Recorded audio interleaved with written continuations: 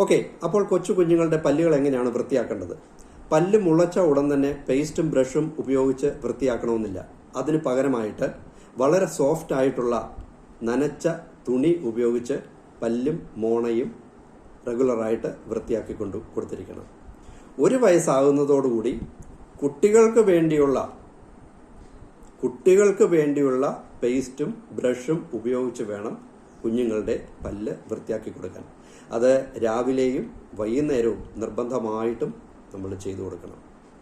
Okay, ഈ കുട്ടികളുടെ പല്ല് എങ്ങനെയാണ് കേടുവരുന്നത്? കുട്ടികൾ കഴിക്കുന്ന ഭക്ഷണ പാനീയങ്ങളിലൂടെ അതിലുള്ള മധുരത്തിൻ്റെ അംശം വായിൽ അവശേഷിക്കുകയും അങ്ങനെ ഉണ്ടാകുന്ന ബാക്ടീരിയകളാണ് പല്ലിൻ്റെ കേടുപാടുകൾക്ക് കാരണമായി തീരുന്നത്. ഈ ബാക്ടീരിയകൾ ഉൽപ്പാദിപ്പിക്കുന്ന ഒരു ആസിഡ് കുട്ടികളുടെ പല്ലിൻ്റെ ഇനാമലിനെ ആക്രമിക്കുകയും അങ്ങനെ പല്ലിന് കേടുവരുത്തുകയും ചെയ്യും. ഈ ഇനാമൽ എന്ന് പറയുന്നത് പല്ലിനെ സംരക്ഷിക്കുന്ന ഒരു കവചമാണ്.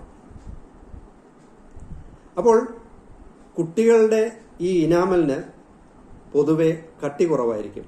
അതുകൊണ്ട് തന്നെ ഈ ബാക്ടീരിയകളിലെ ആസിഡിന് പെട്ടെന്ന് ഈ ഇനാമലിനെ നശിപ്പിക്കാൻ കഴിയും. അങ്ങനെ ആ ഇനാമൽ നശിച്ച് പോകുമ്പോൾ പല്ലിന് ക്ഷതം സംഭവിക്കും. അതായത് പല്ലിന് പോടുണ്ടാവുകയും അതുപോലെ തന്നെ പല്ലുകൾക്കും മോണകൾക്കുമൊക്കെ വേദന വന്നു തുടങ്ങുകയും ചെയ്യും. ഈ സമയത്താണ് നമ്മൾ ഡോക്ടർമാരെ കാണിക്കാനും അല്ലെങ്കിൽ അതിന് വേണ്ടുന്ന മരുന്ന് അന്വേഷിക്കാനും നമ്മൾ ശ്രമിക്കുന്നത്. റൈറ്റ്?